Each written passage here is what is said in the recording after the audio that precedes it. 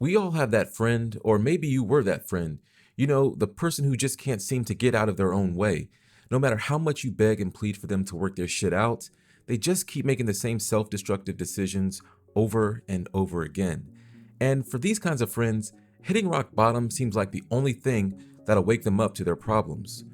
Well, the Japanese anime industry has been that friend for years. At this point, everyone, even people who don't watch anime, know about the sweatshop like conditions that animators have to work under. The anime industry is booming right now, but the guys at the top get the biggest slice of the pie, while the people who do the real work get crumbs.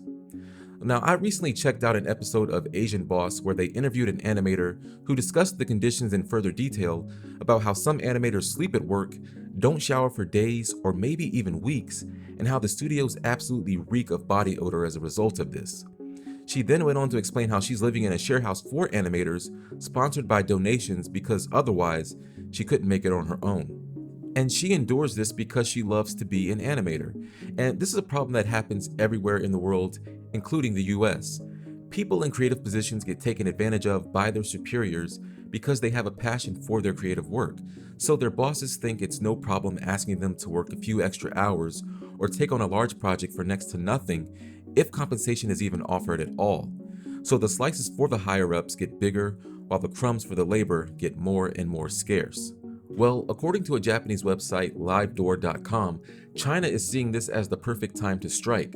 Now, ironically, China is one of the countries that Japan is known for outsourcing to, and this is a practice that even further cripples the Japanese talent pool. But now China is looking to outright steal that talent from Japan for their own industry. China has been really critical of the Japanese animation industry's business and labor practices, and now they're offering upwards of roughly 2,500 bucks a month for Japanese animators with at least 5 years experience, offering promotion and raise incentives, free housing, and the ability to create more freely.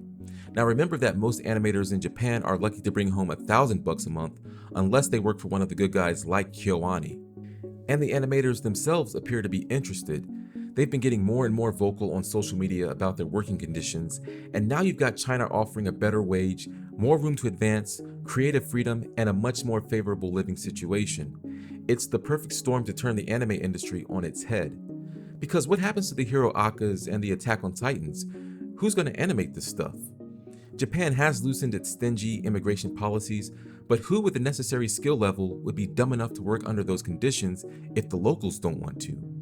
You can't sell the idea of working in Japanese animation as some kind of honored privilege if your own people are leaving and everyone in the world knows why they're leaving. China has a few decent anime here and there, but it pales in comparison to Japan.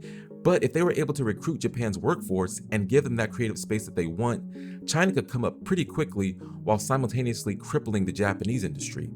Now, could a scenario like that really happen? I honestly don't know, but you can't keep treating people a certain way and not expect it to eventually bite you in the ass.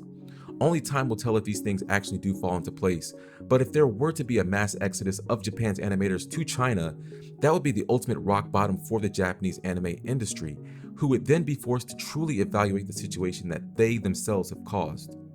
And I would hope that they would at least finally do the right thing to try to get their people back.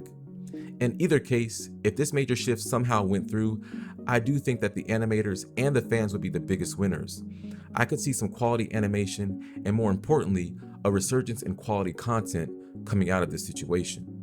Now, honestly, I don't care where they end up, I just want them to get their money and for us to keep getting good shit. But now I want to know what you guys think. Do you see the Japanese anime industry falling to China, even at least momentarily? Do you see this anime bubble bursting sometime in the near future? Have you ever checked out any Chinese animation? If so, what did you think? Let me know your thoughts in the comments below. I'll be back again soon, but until then, sayonara suckers.